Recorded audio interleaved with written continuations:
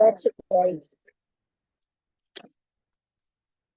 Om Yogena Chittasya Padena Vacham Malam Sharirasya Cha Vaidyakena Yopakarotam Pravaram Muninam Patanjalim Pranjaliranatosmi Abahu Purushakaram Shankhachakrasidharinam Sahasrashirasam Shwetam Pranamami Patanjalim Shrimate Anantaya Nagarajaya Namo Namaha Shri Krishna Vagishayati Shwarabhyam Samprapta Chakrankana Bhashya Saram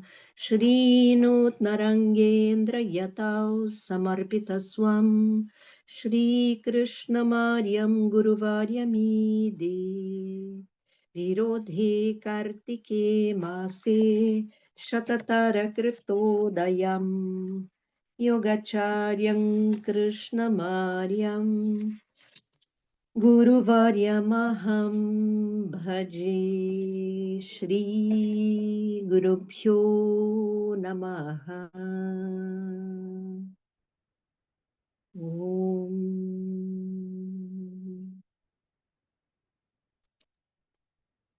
Então, nós estamos aqui nessa parte, né, no Sutra 20, 21 e 22, que a gente já viu. 3, Nazaré. Até o Oi? 23. Isso, Até 20, 21, 22 e 23 a gente já viu, então. E aí, ele fala aqui disso que é Shraddha. Shraddha é a palavra para essa fé, né? Fé como confiança. Confiança em si, confiança no professor, confiança no conhecimento, na escritura que transmite aquele conhecimento e confiança no processo. E essa confiança não é uma certeza, né? Porque a fé é uma confiança profunda em algo do qual a gente não tem certeza, né? Quando a gente tem certeza, não precisa de fé, né? Então, é essa abertura que faz com que a gente faça uma adesão ao processo, ao conhecimento, tenha confiança de que a gente é capaz e a gente vai dando os passos. E isso ele diz por quê? Porque para nós que não temos superpoderes e nenhum corpo especial feito de luz e que não estamos já de nascença em Samadhi, esse é o processo. A gente vai ter que ter confiança de que a gente vai avançar passo a passo nesse caminho.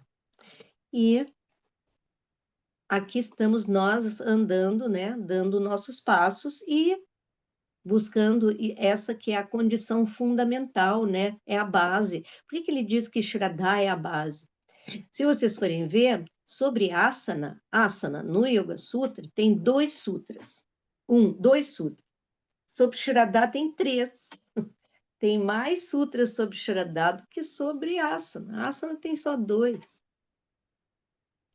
Shraddha tem 3 sutras só sobre Shraddha, só sobre essa confiança. Então ele vai dizer Shraddha, Shraddha Virya Smriti Samadhi Prajna Purvaka Itaresham. Shraddha é aquilo que vai me dar viryam, vai me dar vigor. Smriti vai me manter vivo na minha memória, na minha lembrança. O que eu estou buscando? O que eu estou buscando? Samadhi Prajna, a clareza que vem de Samadhi, a clareza que é algo que se apresenta à minha mente, vindo de uma fonte que não é propriamente, não é a fonte racional, não é uma dedução, é algo que é uma visão. O conhecimento que vem de Samadhi é como enxergar alguma coisa claramente inteira. Por isso que a gente às vezes diz, caiu a ficha, agora eu compreendi. Então, isso é uma espécie de Samadhi. Essa capacidade que se dá diretamente no coração da pessoa, num lugar nosso que é profundo e que é capaz de discernimento, que tem muitas outras capacidades, mas essa é a fundamental, que é a capacidade de visão clara, esse lugar que é Buddhi, esse lugar onde também é o lugar onde o divino está presente em nós, esse lugar é capaz desse conhecimento que vem dessa forma, um conhecimento que se chama Samadhi Prajna, uma sabedoria que vem dessa visão clara. Quando eu sei que é isso que eu estou buscando, eu vou fazer a prática indicada, eu vou dar um jeito de organizar a minha vida, se não imediatamente, a médio prazo, se não a médio prazo, a longo prazo, para que eu possa construir uma maneira de ser que me leve nessa direção. Shraddha Virya Smriti Samadhi Prajna. E aí, Tivra Samveganam Asannaha Tivra. Quando a gente tem o desejo muito intenso, essa fé muito intensa, não desejo, a confiança, tem fé plena, uma fé assim, daquelas que move montanhas, mais rápido eu vou chegar a meu objetivo. Porque tendo muita confiança, é como se a gente já estivesse quase lá. A fé é uma antevisão, é uma visão antes da visão. É como se a gente já visse algo que a gente sabe que existe. Quando aquilo é muito intenso, é como se eu tivesse um passo muito pequeno de alcançar. Então, Tivra Samveganam Asanaha, já estou muito perto, mais rápido vou chegar, né? Então, se lembrando agora, né? Tudo a gente viu. Aí, no 22, ele vai dar os diversos tipos de fé que existem, né? Ele vai dizer que pode ser, para a gente se situar, né? Essa nossa confiança pode ser mridu, madhya e adimatra. Ela pode ser mridu, pequena. Mas já é alguma coisa ter uma fé pequena. Melhor do que não ter nenhuma. Mridu, madhya, madhya é média. Melhor ainda. E adimatra é em medida superior. Matra é medida, adi, superior. Nessa medida superior já é mais raro. Mas essa fé muito muito intensa, né? Muito clara. Aí ainda vem o comentário do Vyasa, que vai detalhar isso um pouco mais, vai dizer, tá, vamos dizer que tenha combinações desses três, né? Então, a fé pode ser mridu, mridu, pequenininha, pequenininha, pode ser mridu madhya, pode ser pequenininha média, um pouquinho mais. Pode ser pequenininha superior. Então, já está quase chegando em média. Aí, aquelas coisas de Índia, né? Enumerar. Aí, média, pequenininha. Recém se escapou de inferior. Média, média. É a média. Em média superior, já está quase chegando na superior. Aí, superior é assim, tem também superior mradu, superior madhya, superior, superior. Então, já tem aí 3, 6, 9, tem um espectro de 9 graus de confiança possíveis entre os praticantes. Então, a gente vê, assim, em que cor, mais ou menos, a gente está. Se a gente der uma cor para cada uma, aquilo vai se tornando cada vez mais superior, do mais fraco ao superior. Eu vou vendo mais ou menos onde que eu me coloco hoje, nesse momento. De qualquer maneira, ele diz que conforme a confiança que eu tiver, vai ser o resultado que eu vou alcançar.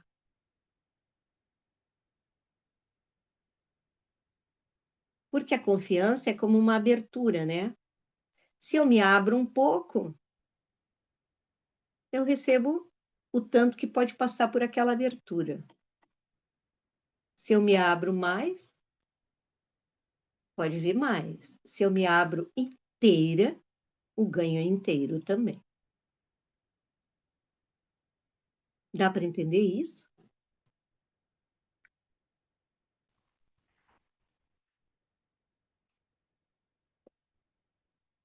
Eles são de um tempo em que, de um tempo e de uma sabedoria que não separava sujeito e objeto, né?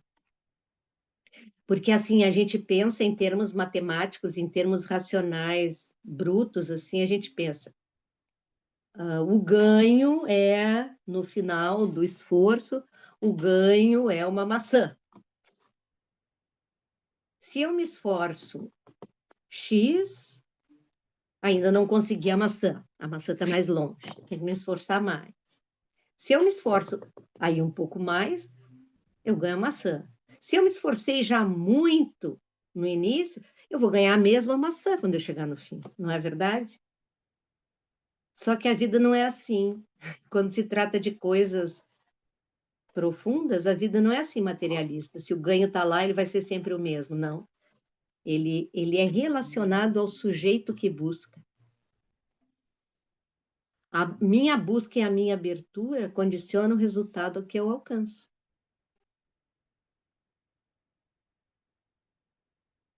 Então, o sujeito não está separado daquilo que ele busca. De alguma maneira, aquilo que ele busca, especialmente nesse caso, é algo que já está nele, de alguma forma. Ou já está no campo, né? Então, se a confiança é muito grande, é porque a intuição dessa presença já é grande.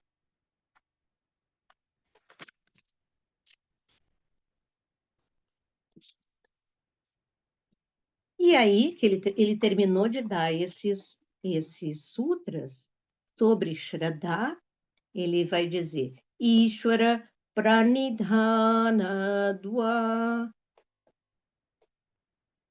Ele terminou um assunto, né? Ele terminou aquele assunto,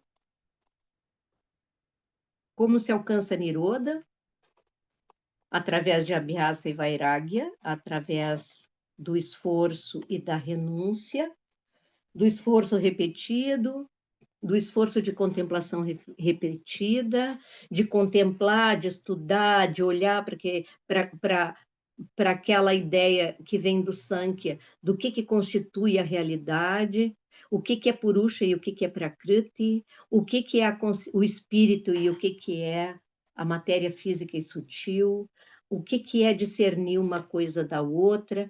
Todo esse esforço e a repetição desse esforço, a gente pode dizer em termos clássicos, que é o que tratam esses primeiros sutras. Eu estou contemplando a natureza do real. O real é descrito como tendo 25 características. Duas básicas, Purusha, a consciência, e Prakriti, a natureza, ou a matéria. Só que com um detalhe, a matéria aqui inclui a matéria sutil, não é só matéria bruta, densa. Então, a mente é matéria. Então, existem essas duas realidades. E, para o yoga, a confusão entre elas é que é a causa do meu sofrimento. Então, discernir isso é o fundamental. E saber que em mim há esse purusha. Então, o questionamento sobre isso, feito de maneira regular, intensa, constante, profunda, renunciando tudo que me afasta dessa compreensão, é o primeiro caminho, a primeira prática sugerida para alcançar Chitta Vritti Nirodha, para alcançar Samadhi. Ele terminou de dizer tudo isso. Ele vai dizer que alguns seres já estão em Samadhi, alguns seres não humanos, né? Ou tem isso de nascença, não é o nosso caso. Então a gente precisa de ter confiança para chegar no mesmo lugar que ele apontou lá, né? Chegar no mesmo lugar, chegar no mesmo Samadhi e Prajna. Tá bom. Aí ele vai oferecer um outro caminho. Tanto que ele vai dizer Ishvara Pranidhana Dua. Ishvara Pranidhana, Pranidhanad Va. As palavras são assim no sutra. Ishvara Pranidhanat com E, tá? com T, perdão, né? Pranidhanat. Pranidhanat va. Va quer dizer ou, em sânscrito. Ou. Então, o que ele está dizendo? Tudo isso que eu falei, nananana, até agora, ou Ishvara Pranidhana, ou Ishvara Pranidhanata, que essa declinação Pranidhanata quer dizer através de Ishvara Pranidhana. Eu vou chegar no mesmo Samadhi através de Ishvara Pranidhana. Pranidhana significa uma completa entrega. Pranidhana literalmente quer dizer se prostrar. Se colocar assim, ó, reto no chão, diante de algo. Quando eu confio plenamente em algo, alguém, e eu me coloco inteiro, reto, né? Em sinal de reverência, a gente tem a ideia do ajoelhar-se, né? Mas pranidhana é assim o colocar-se de corpo inteiro. Às vezes a gente vê na Igreja Católica, tem em algum momento, eu acho que é na Quinta-feira Santa, um momento em que naquele ritual da luz, que o padre se coloca assim nessa posição, que seria pranidhana, né? Deitado de bruços e com as mãos acima da cabeça nesse gesto assim. A gente conhece muito bem essa posição por causa do budismo, especialmente do budismo tibetano, né? Em que as prostrações são uma forma de prática. Prostrar-se, né? Quem tem algum contato com o budismo das linhagens tibetanas sabe que a gente, quando entra para qualquer ensinamento, né? Se a gente se identifica como praticante ali, a gente vai fazer 3 prostrações antes de entrar na sala. Então, mãos acima, simbolizando o corpo, a mente. Não. O corpo, a fala e a mente. Então, fala ou energia, né? Então, o meu corpo, a minha energia, a minha mente, eu coloco aqui aos pés. Eu me coloco ali para receber aquilo que vem. E é um gesto de entrega que tem muito efeito. Aqui, para Nidhana, não está, né, querendo dizer exatamente isso, mas na Índia também, essa prostração ela é muito feita, né? Quando vem o professor, em geral, os alunos tocam o pé, né? O pé do professor. Tem essa ideia de tocar os pés, né? E depois trazer assim. Toca o pé e traz para assim, para a cabeça, né? Fazer esse gesto. Não é que a gente está se colocando assim submisso a alguém, é que os pés é aquilo que sustenta o professor. Então, ele simboliza, os pés simbolizam o conhecimento que sustenta aquela pessoa. Então, toco o pé e reconheço isso. É um gesto físico. Não é só uma coisa racional, né? Que a gente ficou muito racional, assim, a nossa cultura, né? Muito iluminista, muito refratária a esse tipo de comportamento, que fica sempre como sendo religioso, e aí a pessoa fica assim, né? Vou me prostrar, pode ficar como uma coisa estranha, né? Mas quando a gente começa a entender o que de fato significa, e a gente faz isso de forma livre, é uma coisa que ajuda muito na prática. A gente pode não fazer isso diante de uma pessoa, mas a gente pode fazer diante do seu próprio altar, né? Quando a gente faz saudação ao sol, originalmente, aquela saudação ao sol, aquela sequência, que é usada, cheia de salamaleques hoje em dia, às vezes, né? E muito ligada, assim, à forma física, ou não à forma física, mas à coisa de energia, na verdade é uma prostração.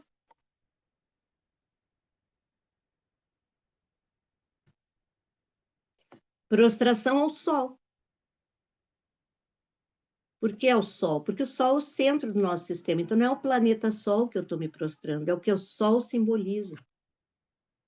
O Sol simboliza o centro. Ele simboliza o centro luminoso desse sistema. Assim, ao me prostrar ao centro luminoso desse sistema, eu entro em contato com o centro luminoso da minha pessoa. Ou a pessoa luminosa que faz com que eu seja além da minha mente. Então, eu estou fazendo um gesto exterior, né? E, na verdade, está se despertando em mim esse mesmo sol, que chama-se Pro Yoga Purusha. Mas aqui na prática do Yoga Sutra, o que ele vai sugerir não é exatamente uma prostração física, porque ele nem entrou nessa parte ainda, né? Ele diz que uma maneira de chegar a Samadhi, uma maneira de chegar nesse Purusha é através dessa prostração, dessa entrega completa, a gente poderia dizer, a Ishvara. Ishvara muitas vezes é traduzido como Deus, mas Ishvara, a gente deveria aplicar esse conceito de Deus de uma forma mais aberta, não necessariamente não de uma forma religiosa, não de início, não se a pessoa não tem vinculação religiosa. Se a pessoa tem, está ótimo, mas ainda assim a gente vai procurar limpar um pouco aquela conexão, porque às vezes tem coisas que não ajudam. Às vezes a gente tem uma ideia de Deus que nos atrapalha, ou que está muito ligada a um ser distante, que está em algum lugar que eu não sei onde é, e que tem um olhar sobre mim. Quando é assim, é melhor limpar isso aí, porque isso não vai ajudar muito. Esse Ishvara vem de uma raiz que é Ish significa o Senhor, aquele que tem soberania. Mas, tecnicamente, é a palavra usada para Deus.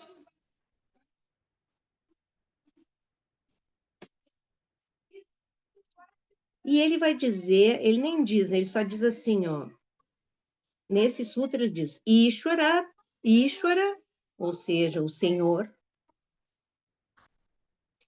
Pranidhanat, através de uma entrega completa, de uma prostração, vá. Ou,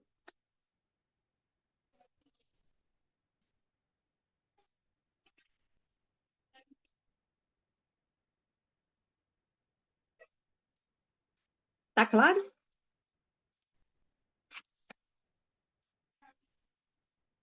Aí, sempre me lembro, né? O Descartes sempre dizia que esse conceito de Ishvara era um conceito muito aberto. A gente deveria procurar abordar isso com os alunos de acordo com cada um. Porque, bom, por exemplo, um ateu, então, a pessoa que não tem crença em Deus, né? Aí esse sutra para ela não serve. Bom, em tese pode não servir mesmo, mas pode também ser que a pessoa tenha reverência por algo, tenha a experiência de algo que mereça reverência, não propriamente na ideia de Deus, mas em algo que faça com que ela tenha a mesma atitude de completa entrega. E que seja um objeto que tenha influência positiva sobre ela. Então, a gente não deveria já, de cara, por conta disso, oferecer para as pessoas as deidades indianas. Ele dizia isso. Porque a pessoa colocar uma deidade indiana já direto é uma coisa que não tem muita conexão, pode não ter muita conexão com o ser profundo nosso, né, da nossa cultura. Pode ser só um desejo meio assim sensorial, porque aquelas deidades, elas têm uma coisa meio assim, tem uma coisa estética, tem assim uma certa beleza, e como elas não têm nenhum referencial de memória para nós, a gente pode projetar em cima delas o que a gente quiser. Então, na verdade, elas não servem como um lugar propriamente para a gente se entregar. assim diziam, né? Um indiano raiz vai sempre dizer isso. É típico deles acharem assim. Cada cultura tem a sua representação própria da divindade e todas são válidas.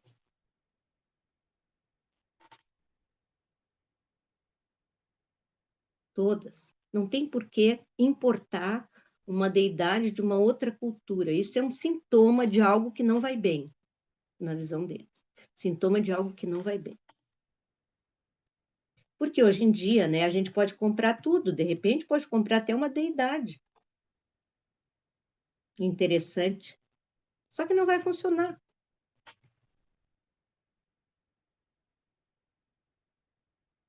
A não ser que se revele que realmente a pessoa tem uma conexão ali. Pode ser, mas não é o mais comum. Então, seria de investigar o que é verdadeiramente que a pessoa coloca no alto a ponto de baixar a cabeça para aquilo. Onde que ela se entrega? Em que direção? É algo a ser questionado, né? Onde é que eu baixo minha cabeça mesmo? Para que, né, que o meu ego consegue se amolecer e dizer, não, aqui. O Krishna, o Descachar, ele teve formação ocidental, ele não tinha nenhuma. Ele tinha até uma certa implicância com aquela coisa religiosa da Índia, porque tem muita superstição também na Índia, né? A gente está cercado na Índia a presença das deidades, de Deus, é uma coisa assim muito intensa, né? A gente está cercado de deidades o tempo inteiro, as pessoas fazendo puja e fazem puja na rua, e ninguém começa o dia sem fazer suas orações, né? Sem fazer seu pequeno puja, até aqueles motoristas de tuk-tuk lá, aqueles carrinhos deles, se às vezes tu é o primeiro passageiro do dia e ele está abrindo o dia, primeiro ele termina o puja que ele está fazendo dentro do carro. Tem as deidades lá, um ímã no painel, assim, daí ele faz as orações dele, oferece incenso, oferece uma flor. Ele faz isso primeiro, depois ele começa o dia dele. E é bem comum, era pelo menos, na cidade onde eu estive, bem comum. No final do dia, ali por 6 da tarde, quando as lojas vão baixando aquelas cortinas de ferro, os donos das lojas ou o gerente vão fazer puja lá na frente, vão fazer árati para os funcionários, aí fecham a loja, vão lá para frente com fogo, fazem um ritual de fogo na frente das lojas. Então a gente está cercado dessa presença, né? Só que isso nem sempre às vezes é de uma forma bem supersticiosa, assim, né? E o Descartes, eu acho que bem intelectual, foi estudar engenharia, ele não tinha essa inclinação. Ele achava tudo aquilo, às vezes, um excesso. E ele, quando ele quis aprender yoga, ele disse para o pai dele, para o Krishnamacharya, eu quero aprender, só não me venha com esse negócio de Deus. Porque o Krishnamacharya era muito religioso. E aí o Krishnamacharya está, tudo bem.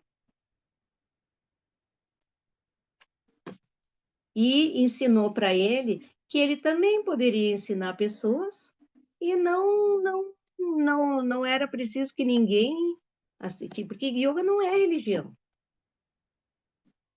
embora a presença desse conceito Ishvara está lá como uma possibilidade. Depois o Descartes, a figura de devoção que ele teve foi ao próprio pai. Ele foi descobrindo quem era o pai dele como professor à medida que ele passou a aprender com o pai.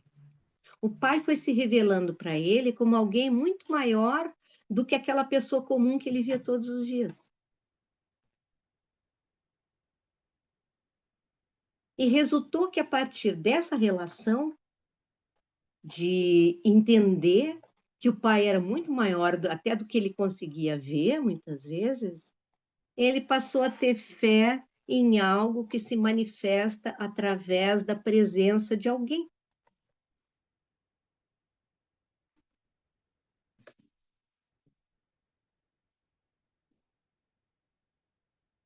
Então, a gente não deveria, assim, já entupir a nossa mente com uma resposta rápida, mas deixar que essa relação, ela possa se desenvolver, né, de uma forma orgânica. Então, isso sempre é uma maneira da gente também deixar um espaço, não preencher todo o espaço com imagens, com sugestões, deixar um espaço para que aquilo se revele, né? Especialmente na relação professor-aluno, porque é onde às vezes esse assunto vai vir, né? E aí poder deixar que a pessoa oferecer meios, né? O professor oferecer meios para que a pessoa vá descobrindo a sua própria fé, né? Descobrindo a sua confiança. Bom,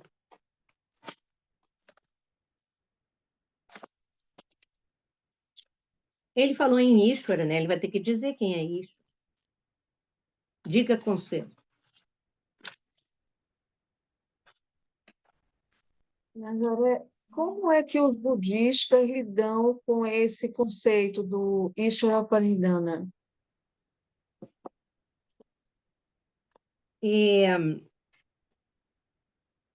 Eu não sei porque os budistas não têm relação com isso, né? Eles têm as suas próprias escrituras, né? E, na verdade, para o budista, o importante é a natureza de Buda. Essa natureza de Buda que não está exclusivamente na figura do Buda, né? Mas que está em cada um de nós. Então, essa ideia do Purusha, de uma natureza luminosa em cada um de nós, isso é bem comum. O budismo também tem isso. Mas a ideia de Ishvara vai ser muito mais, eu vejo, por exemplo, no budismo tibetano, ligada à ideia de Guru Rinpoche, por exemplo. Então, o guru, para o budista, faz esse papel de Ishvara.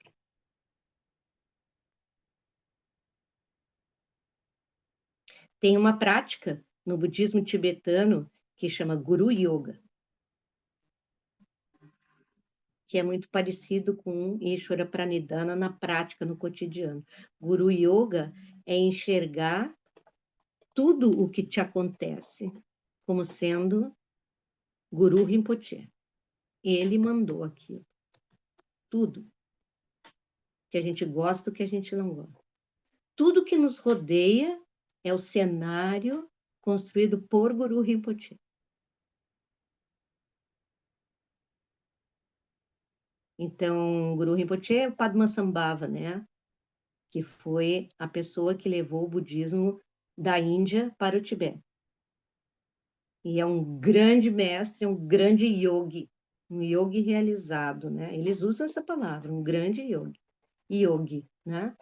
E então, ele acaba fazendo o papel de Ishvara no budismo, mas no budismo tibetano.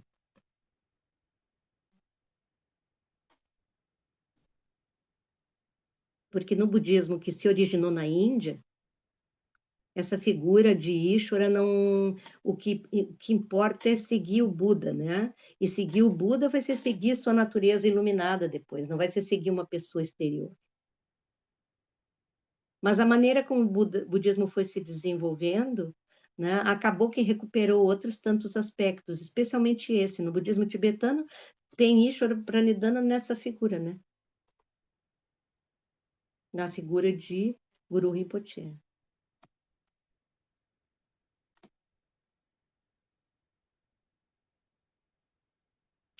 Mas aqui ele ainda nem explicou quem é Ishvara, né? Eu me adiantei. O Patanjali é que vai dizer quem que é Ishvara. Quem que é Ishvara? Ele vai dizer Klesha, Karma, Vipaka, Ashayai, Aparamrashtaha, Purusha Vishesha, Ishvaraha.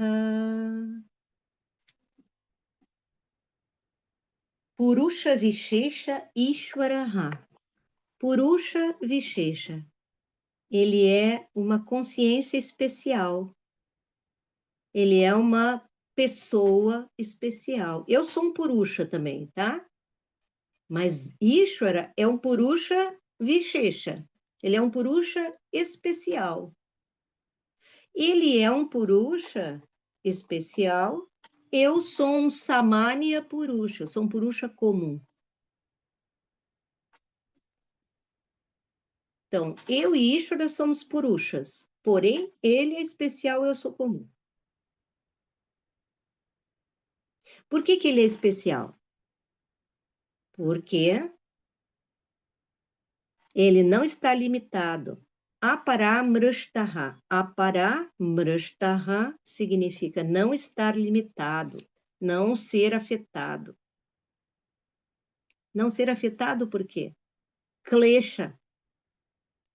Kleshas são as 5 aflições básicas, as quais o ser humano, purusha comum, qualquer ser, na verdade, está limitado. Então, ele não é afetado por klesha, não é afetado por karma, nem vipaka. Vipaka é o resultado do karma. E nem ashayai, nem o resíduo do resultado do karma.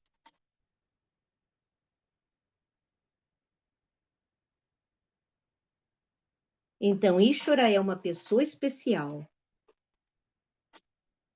uma pessoa divina, né? A gente diria. Mas aqui ele não usa a palavra. Nem existe essa palavra em sânscrito, né? Ishvara ele é esse purusha, essa pessoa especial que não está sujeito, né? Ele não está sujeito a kleshas, obstáculos, aflições, não está sujeito, ele não faz ação. A ação se cumpre, as coisas se cumprem. Ele não tem um ego que diz assim: hoje vou construir o universo. Hoje vou. Não existe isso. Então não tem karma. Como não tem karma, não tem resultado do karma. Porque o resultado do karma é assim: se eu faço uma coisa boa, tem um fruto bom. Se eu faço uma coisa ruim, vai ter um fruto difícil lá adiante. Pode ser imediatamente, pode ser lá adiante, pode ser muito lá adiante. Mas igual tá lá, eu tenho uma conta. Ou é débito, ou é crédito. E isso não tem para Ishvara. Porque não tem ação, não tem vipaka, não tem fruto, não tem resíduo. Não é claro? Se não tem karma, não tem nem fruto, nem resíduo. E isso tudo tem para mim, né? Então, ele nem explica o que que é, mas essa teoria, essa ideia, a doutrina do karma está ali, ela surge ali, né? Como é que, como é que se forma o corpo que eu tenho nessa vida? É resultado de ações de vidas passadas. Então, vou nascer conforme as ações que eu fiz em vidas passadas. Se eu nasci como ser humano, eu tenho karma positivo, já é karma positivo. Significa que já tem mais mérito do que demérito, senão não teria nascido como ser humano. Então, quem nasce nesse plano aqui, nasceu por mérito, leve mérito. Não tem muito mérito, mas tem leve mérito. A gente nasce porque tem um certo superávit, assim, de coisas boas. Por quê? O que é esse superávit? É porque nós, como seres humanos, temos buddhi. Esse buddhi que é capaz de objetividade, de olhar para si mesmo, de olhar, de conseguir se olhar de fora, de ter autoconsciência. Eu sei que eu sou. Isso é raro e é capaz de discernimento. Portanto, é como se eu nascesse com uma joia que está lá. Pode não ser usada, né? A pessoa pode fazer um monte de burrada na vida, né? Fazer tudo errado, terminar presa, mas aí é porque não usou, porque potencial ela tinha. Todos têm. Por isso é mérito nascer, porque a gente tem o potencial de se liberar. A gente tem o potencial de alcançar isso que é chamado moksha, kaivalya no yoga, né? Essa autonomia, essa libertação, essa realização plena. Então, o que ele está dizendo aqui? Que se o Ishvara não tem nada disso, meu Deus, ele é um objeto de meditação maravilhoso para mim, porque ele tem tudo que eu gostaria. Não é afetado nem por klesha, nem por karma, nem por vipaka, nem deixa resíduo. Ele é autoluminoso, não está sujeito ao sofrimento. Então, ele é o objeto de meditação por excelência. Por quê? Porque ele também é um purusha, ele também é uma pessoa.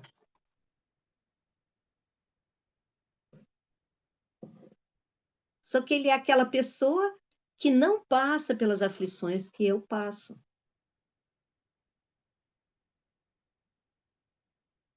E talvez eu queira saber como me unir a ele, porque é sempre dito na Índia, naquilo que a gente medita, naquilo a gente se torna. Então, ele é um foco por excelência, né?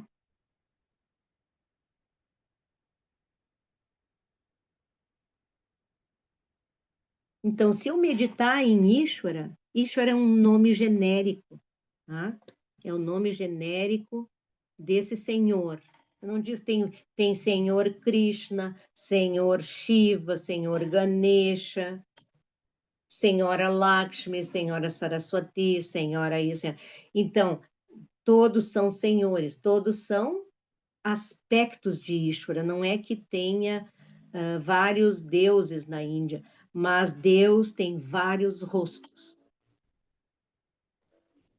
Por que ele tem vários rostos? Porque as pessoas são diferentes, para que ele possa falar com todas as pessoas, né? Para que, ou melhor, para que as pessoas possam falar com ele, né? Possam se identificar de alguma forma. Então, tem vários rostos, mas em essência são um só, Ishvara. Então, o nome genérico é Ishvara.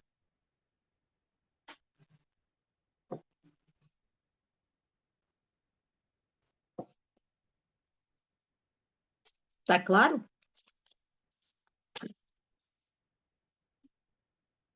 Mas ele vai dar mais umas características desse Ishvara, né? Não tem nada disso, né? Não tem nenhuma dessas limitações a qual a gente está sujeito. Aí ele vai dizer: Tatra niratishayam sarvagnya bijam. Lá, nele, né? Tatra, ali, nele, naquele, nesse Ishvara que eu estou falando.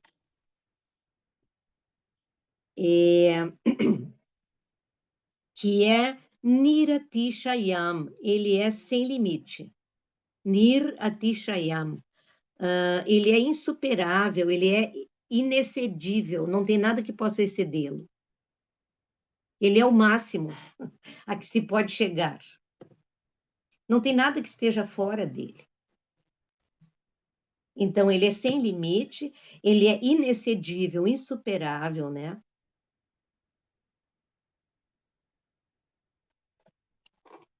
Mas esse insuperável também se distribui no significado da frase. Ele diz, Niratishayam sarva gnya bijam. Sarvam. Sarvam é todo, né? Como em Sarvangasana, postura de todos os membros, todos os angas. Sarvam, todo. Nya, Nya é o conhecimento. Sarvagnya é quase como onisciência, né? Ele é a semente da onisciência. Bijam é semente. Então, ele está dizendo que Ishvara, além de ser aquilo que ele descreveu no sutra anterior, ele diz que no Ishvara está a semente, ele é a semente, né, de todo conhecimento. Esse conhecimento que é insuperável. Não tem nada fora dele, maior que ele. Então, ele é a semente. Então, lá na Gita, tem um verso que ele fala isso também. Tem um verso que ele fala disso da semente. Eu acho que isso vem de uma Upanishad, né? No capítulo 7 da Bhagavad Gita, vocês anotem aí, depois vocês leiam lá.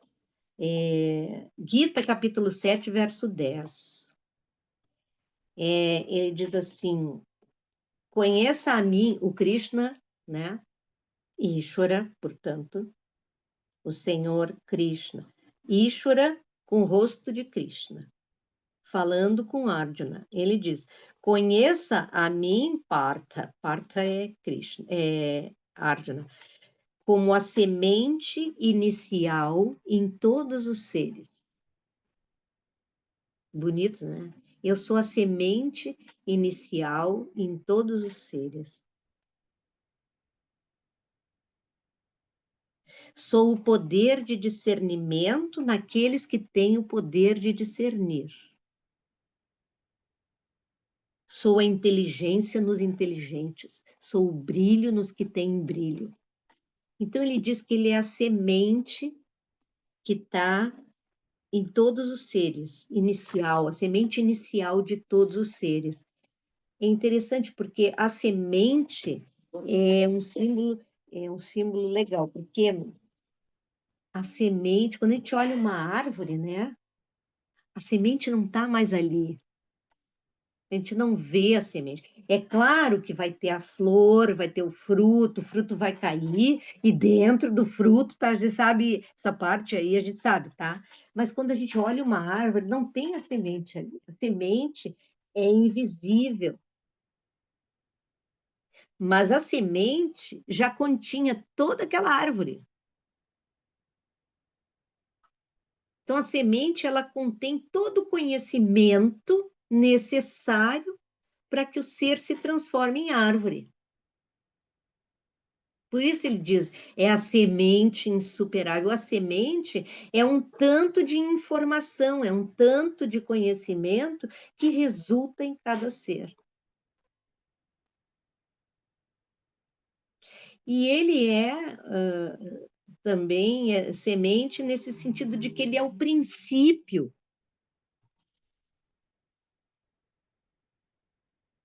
E que não está visível. A gente está aqui prontinho, né? Mas essa semente, a gente não pode dizer, o pai e a mãe da gente foram meios, mas eu sou uma semente divina. Por quê? Porque eu não sou só o corpo físico e o material genético que veio da família do meu pai e da família da minha mãe. Eu fiquei um ser especial, diferente daquilo tudo, único. A semente desse ser único é Ishvara.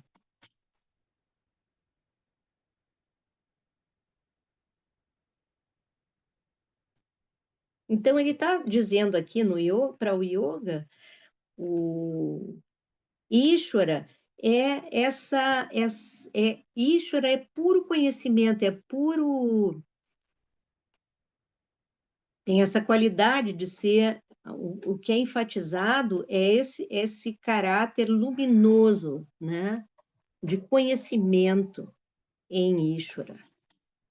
Não o caráter criador propriamente. Ishvara como criador do universo. Não quer dizer que não seja, mas não é o enfoque aqui. Ishvara é essa semente de luz que habita todo ser. Por isso que é importante para o yoga, porque o yoga ele quer que a gente descubra esse purusha, não é verdade? Esse purusha está em nós como semente, a origem dessa semente é Ishvara. A gente pode fazer todo um questionamento lógico, como a gente viu nos primeiros sutras desse capítulo, entendendo toda a Prakriti, entendendo tudo que é condicionado, porque em Prakriti tudo é condicionado e limitado, a gente pode chegar ao limite desse questionamento e ver que nada daquilo é a fonte, nada daquilo é a semente luminosa. Aí a gente, depois de todo esse questionamento, a gente entende que o Purusha só pode existir porque tal, tal, tal, tal, tal. Eu posso chegar lá por esse meio, mas eu posso chegar lá também através da relação com Ishvara, porque Ishvara é a fonte desse Purusha. sendo que ele é ilimitado, eu sou limitado. Por isso, pranidhana.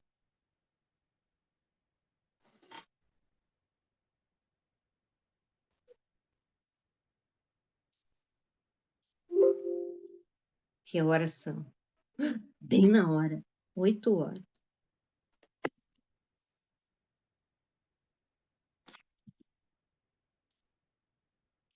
Tem mais coisas para dizer dele. Então, lembrem da semente, né? Como disse lindamente nesse verso da Gita, o Krishna para o Arjuna: conheça a mim, Partha, como a semente inicial em todos os seres. Sou o poder de discernimento naqueles que têm capacidade de discernimento. Sou o brilho nos inteligentes. Ele é a luz do ser, a semente luminosa de todo o ser.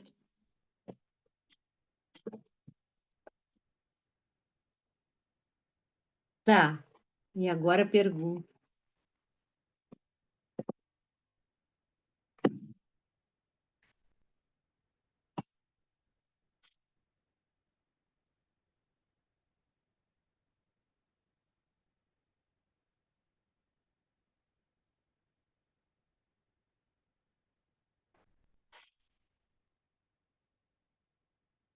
Não, precisa ter perguntas, pode ser um comentário.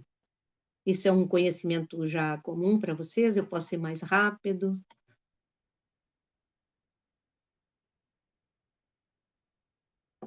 Diga lá então, Suelen. Eu tenho até vergonha de falar, porque a minha trajetória tá no 1, assim. Até bem pouco tempo, antes de encontrar a professora Camila, a professora Mariana, para mim, yoga eram as posturas, era o exercício físico ali. E aí, Uhum. agora eu tô entendendo que tem todo um conhecimento filosófico, né? Aham, tem, é isso mesmo. As primeiras aulas aqui, os primeiros encontros do estudo, eu falei na minha terapia depois. Falei, bah, o troço é todo filosófico, é muito complexo. Então eu tô assim, me encantando, sabe? Toda quinta-feira eu saio daqui assim. Mas isso é filosófico e complexo e tal, mas por outro lado, fala de alguma coisa que a gente pode experimentar.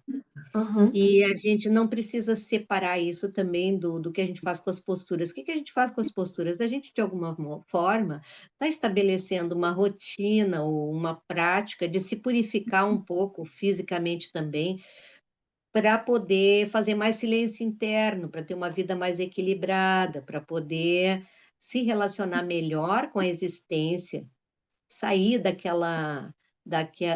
daquele molde assim de desempenho, de viver só para coisas externas ou só para expectativas materiais, ou seja, a gente reservar um espaço em que a gente possa ter uma relação com aquilo que é invisível, com aquilo que está além, né, das aparências. E a gente não precisa ter pressa nisso, né? Mas pelo menos a gente precisa ser informado.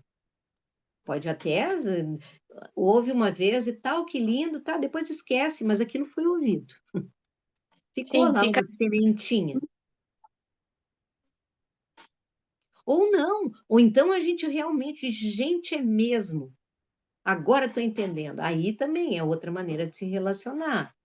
Ou então de realmente achar que é belo. Isso é uma coisa ótima, achar que é bonito e achar que também tem um lado que isso é poético, que tem uma sabedoria ali por detrás, porque eu acho que isso encanta a existência. Tem uma parte da vida que não é só resultado, que não é só, enfim, esforço, construção material, construção humana, tem algo que é perfeito já de natureza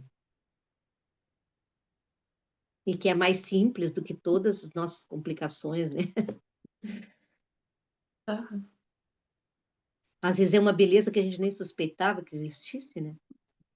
Passa a existir. Eu acho que é uma janela que se abre, que nem assim, conhecer um outro país. Gente, que território é esse? Não conhecia. Abriu-se uma janela, digo, olha ali o que tem lá.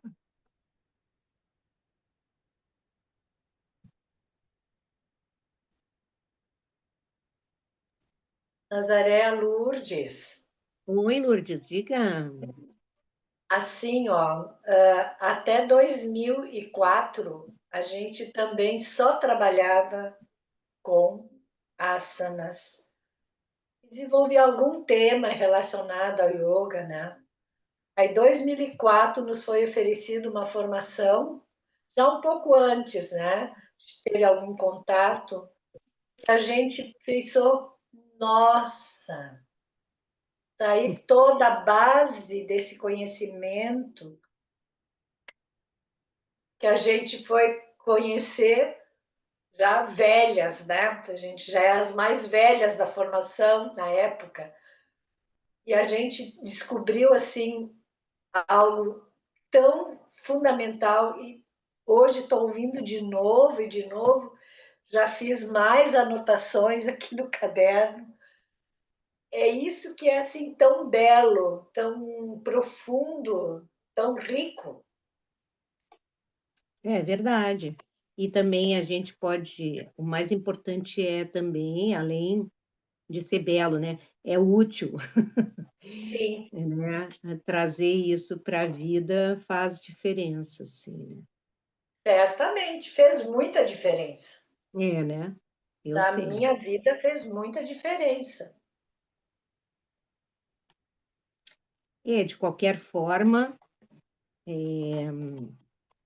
o primeiro capítulo é o capítulo mais contemplativo, assim, mais filosófico. Se vocês forem ver o segundo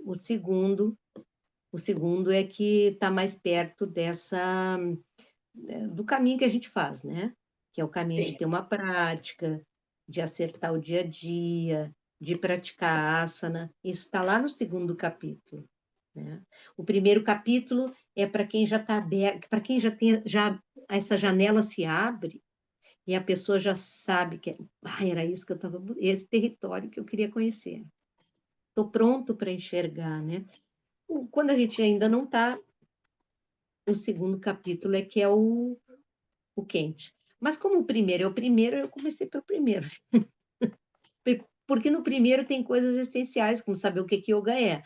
É importante para a gente saber, né? Yoga é meditação, yoga é essa contemplação, yoga é samadhi, yoga é nirodha. É o que diz nosso amigo Patanjali.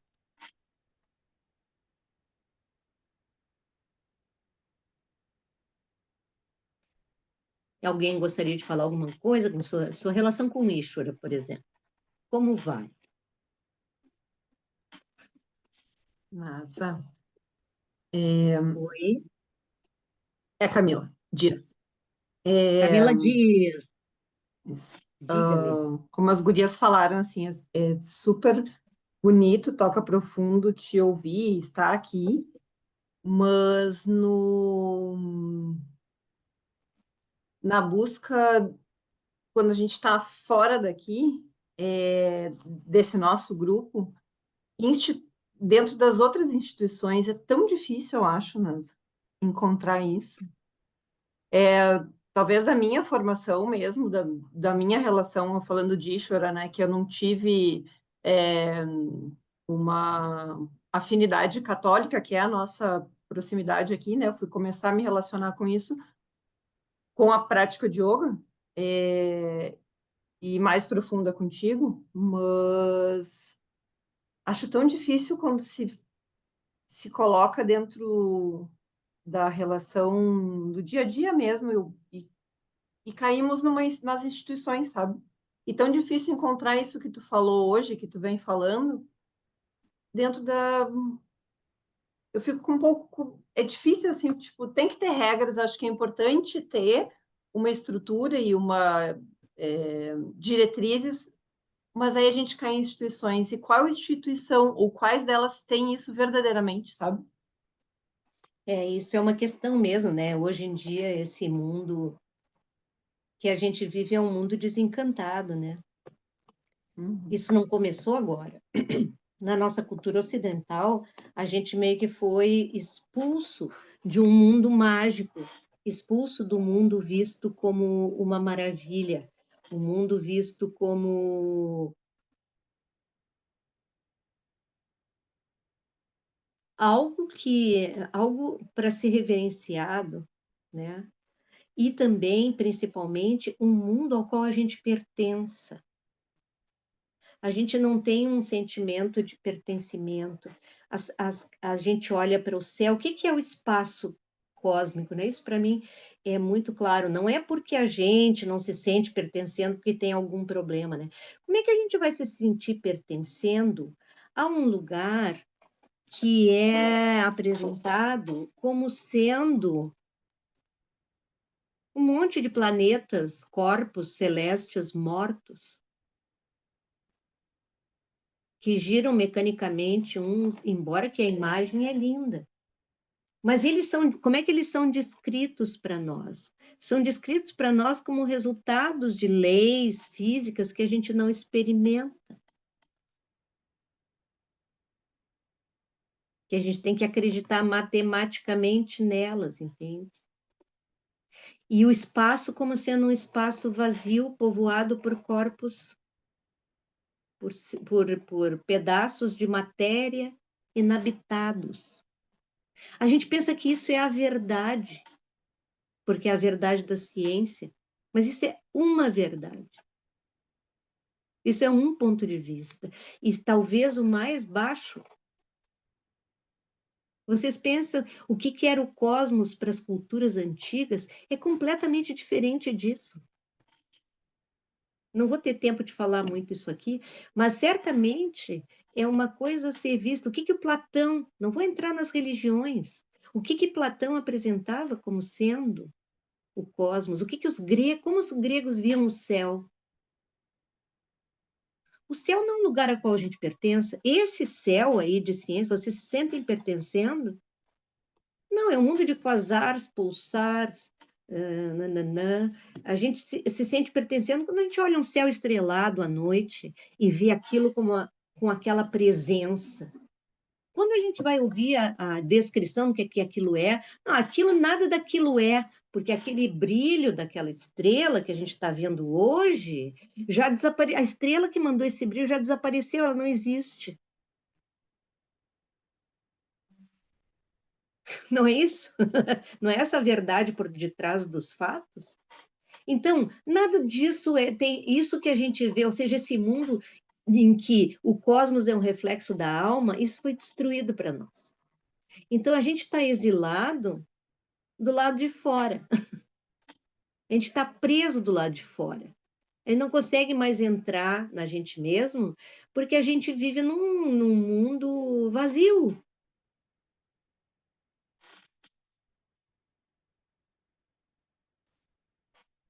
Quais são os objetivos da vida? Não tem nenhum que seja muito elevado nesse nível. São coisas imediatas. O máximo são objetivos assim afetivos, que são bons, né? Ter uma família, né, amorosa. Isso é uma coisa elevada, mas tem coisas mais elevadas do que isso. Não é mais elevadas, mais sutis do que isso e que têm importância e que tem talvez mais importância, porque é isso que vai ser importante quando a gente morrer.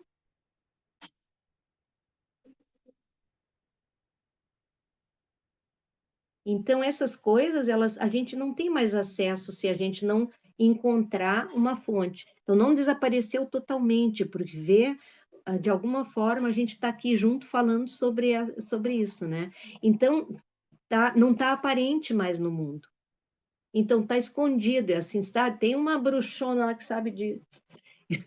Tem lá uma escola, tem lá um padre, porque a instituição está falida, mas eventualmente tem alguém que te comunica esse brilho da existência, essas coisas mais profundas. Tem alguém, então a gente vai lá e busca e tal e tal.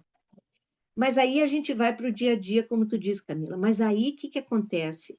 quando a gente vai para o dia a dia e diz que não encontra lá, é porque lá não é o lugar onde a gente vai encontrar, a gente já encontrou. Então, é o lugar onde eu vou levar aquilo. Toda vez que a gente entra em contato com um ensinamento importante que nos transforma, isso tem duas etapas, tem dois aspectos. Tem um lugar onde eu recebo e que aquilo me ilumina, e depois, bom, aí eu vou à luta, né? Aí eu abro a porta de casa e saio, aí eu vou levar aquilo. Aquela luzinha lá que eu ganhei, eu vou levar. Então, seja esse sair, pode não ser sair, pode ser a própria família. Agora, não no sentido de pregação, nem de ficar discursando, não é isso, mas eu vou ser essa presença.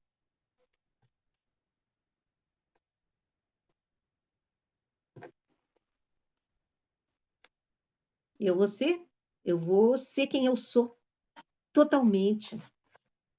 Te garanto que quando a gente chega perto da gente assim, cada um, né? Porque cada um de nós é único, especial, né? E a gente chega a ser quem a gente é, totalmente, isso, a gente é irresistível. A gente é totalmente irresistível e positivo no ambiente onde a gente vai.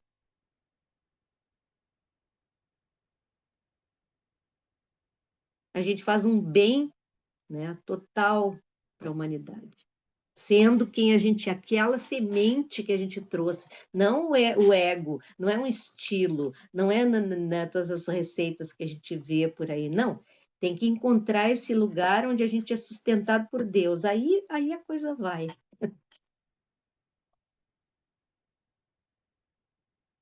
E claro, no início a gente ainda não está pronto, sofre decepções e tal, mas é o processo, e chega uma hora que a gente encontra o seu jeitão, e isso é irresistível. Uma pessoa que irradia sua luz, ela é... Eu me lembro do Leloup dizendo isso. Tem uma passagem do Evangelho que fala na cura do cego, e aí tem a frase, as pessoas perguntam, né, quem tinha pecado para ele ter aquele problema, e, e, e aí Jesus diz, né, nem os pais, nem ele, né? A cura dele se dá para a glória de Deus.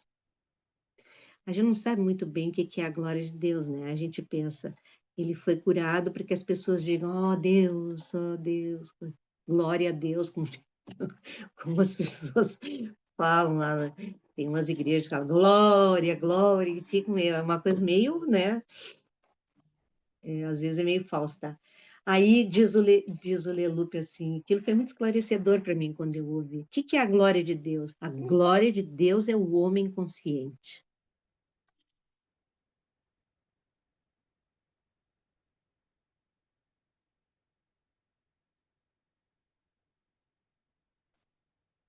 E o que é o caminho de yoga? É a gente se tornar consciente. Consciente daquilo que é limitado e daquilo que é ilimitado em nós. E saber a diferença entre o que é limitado, Prakriti, e o que é ilimitado, Purusha.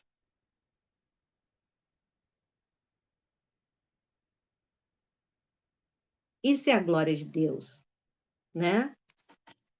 A pessoa ser plenamente a pessoa pensada por Deus, sonhada por Deus. Essa é a glória, não tem outra glória. Glória de torcida de futebol não existe. Glória, glória, glória. Não é isso.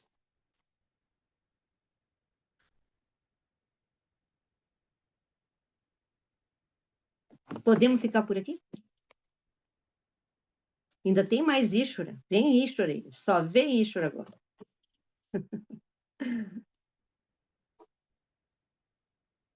Então, uma boa noite para vocês. Boa noite, Até Nazaré. quinta que vem. Até Boa quinta. noite, gratidão. Muito Gratidão, bom. Ti. Boa Obrigada. noite, até quinta. Obrigada. Boa Obrigada. noite. Tchau. Boa Tchau, boa noite. noite. Sim. Om Purnamadav Purnamidam Purnat Purnamudachyate Purnasya Purnamadaya Purnameva Vashishyate. Om Shanti Shanti Shanti.